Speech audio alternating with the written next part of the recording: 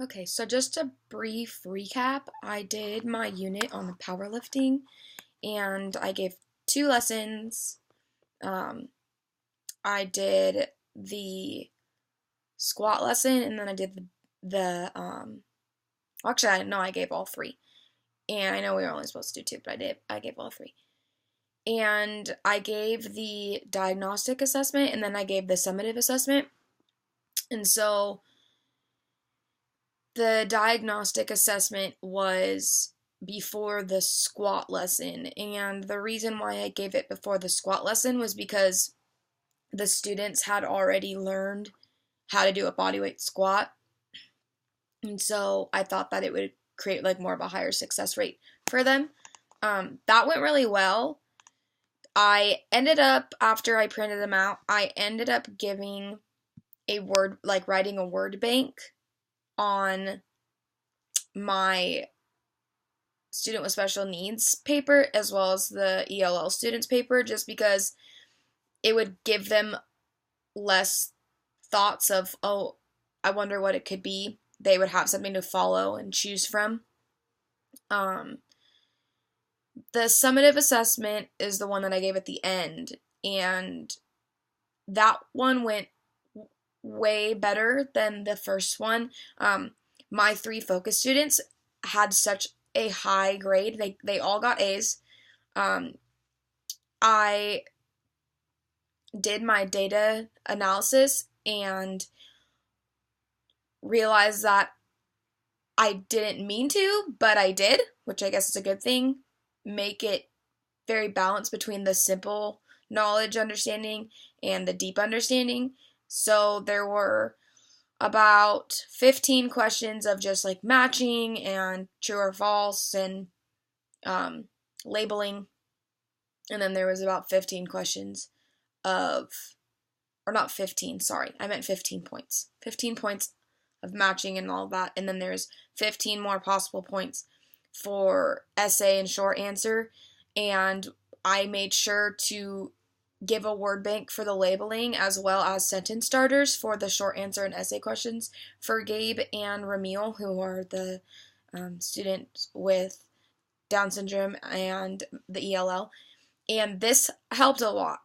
Um, for them. The other focus student, Sarah, she's pregnant, so there's really nothing that she needed help with when it comes to tests. It was just more modifications of during the lesson, because she couldn't really bend over and do things like that with the deadlift and stuff, as well as the bench. She had to do it sitting up, so she just did a flat chest press with the machine because when you're pregnant, you can't lay on your back or you're gonna hurt your spine.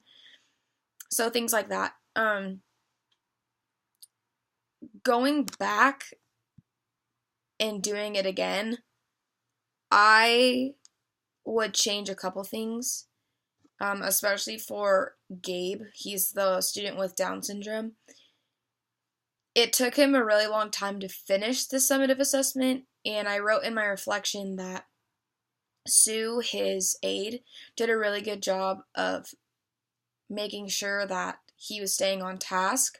However, it took him about two class periods at the end to finish it because it was just it was too long of a test for him. It was too long of an assessment for him to stay focused. So I think going back, I would modify it and make it a little bit less, um, what's the word?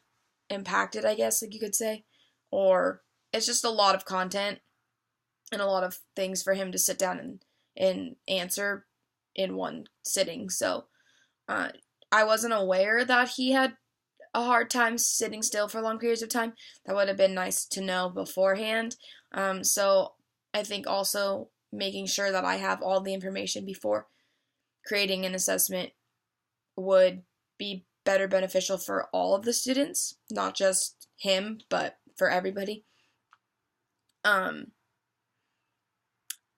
yeah, that was basically it. It went really well. I was actually really shocked of how well it went. I think having coaching experience helped.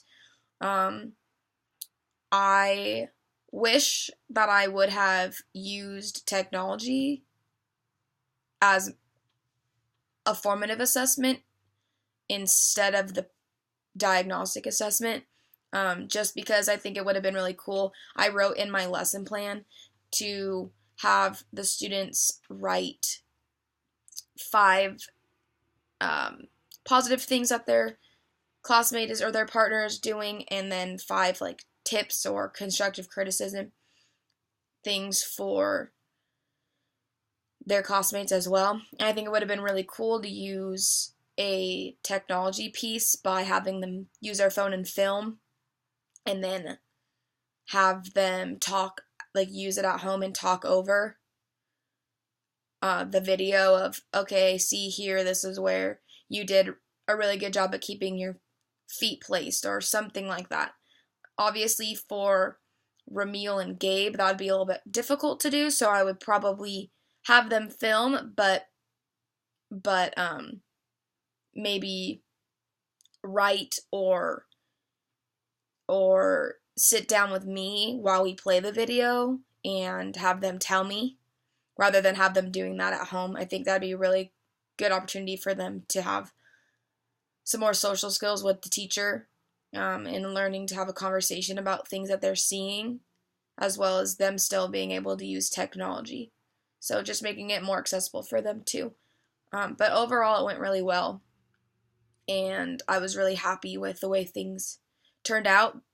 With the assessment part, the lesson plans, there's things that I definitely want to change, and so I will be talking about that in my paper.